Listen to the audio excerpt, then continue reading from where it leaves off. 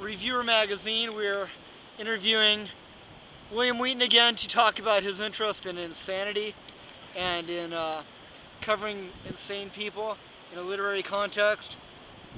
That's not like, certainly not the first time in the history of literature that insanity has, throughout the history of literature, insanity has been a pervasive theme. I mean, that stretches way before way before the 20th century. You know, Freud was almost a little bit behind his time on some of those questions. I mean, if you would go back into the French literature like Latremont and Derval and some of those writers in France and other places.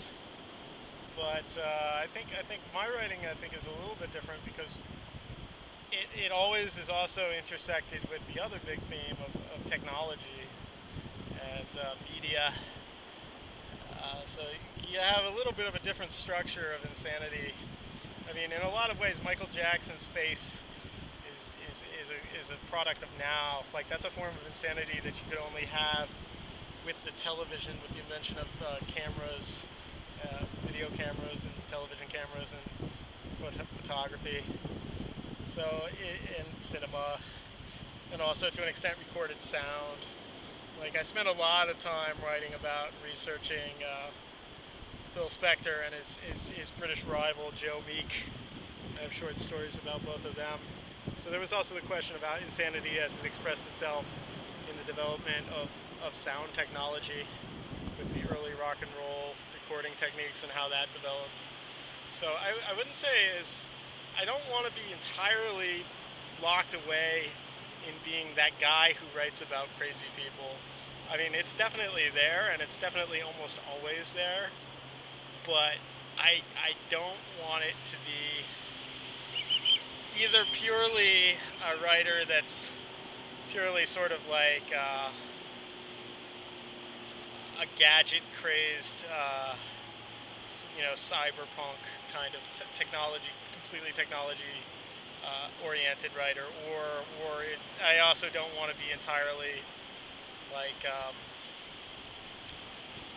doing just purely psychopathology.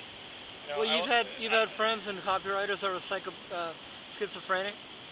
Schizophrenic, not that we're famous, that we're less famous. I've had quite a few schizophrenics that I've known. And they would hear voices.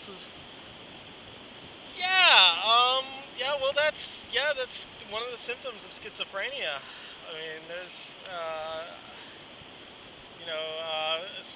60% of schizophrenia is naturally occurring, and about 40% of it, I've read, is tied to overuse of psychedelic drugs. So What would you say about that phenomenon where people would hear the voice of their recently departed relatives or friends or something when somebody dies? Okay, that gets very tricky, because even people that don't distribute, that wouldn't be considered by modern psychology or even really modern society. I mean, that's common, that somebody has died and then the person feels that the person is in their dream. And a religiously inclined person might say that that's something of the person's spirit or the person's essence communicating from another level.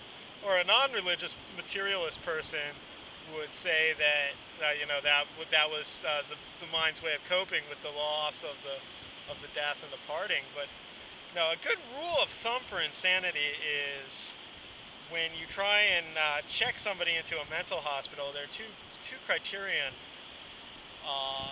Is the person a danger to themselves, and is the person a danger to others?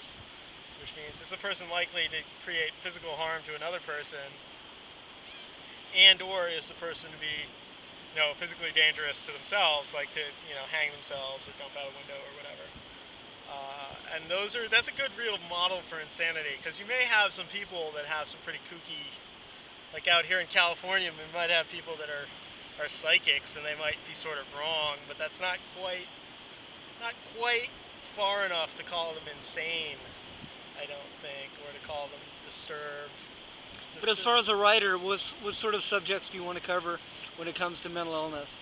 what sort of people right now interest Oh, you with regards to this well, subject? I'm a big fan of the big media. I like law a lot too. So I like a lot of these big media trials with Phil Spector and Michael Jackson. I just think those are just instant. Like the Anthony Pellicano, it's like you didn't even have to work. It was just the literature was already there. The structures were already there without having to dig too far. You know, you fictionalize some of that material, and it was just it's almost as though the psychological structures that are already there, and the irony and the humor of a lot of this stuff was so perfect that the writer could be best served by taking kind of a back seat and allowing kind of the flow of events to create their own structure. Now you had like Freud had a very strong view of mental illness as having an underlying structure, like a symbolic language to it. But it seems to be, I think, in the growing thought in modern psychology, is that insanity doesn't really. It's more of a collapse of structure and meaning than it is a codified language of structure and meaning.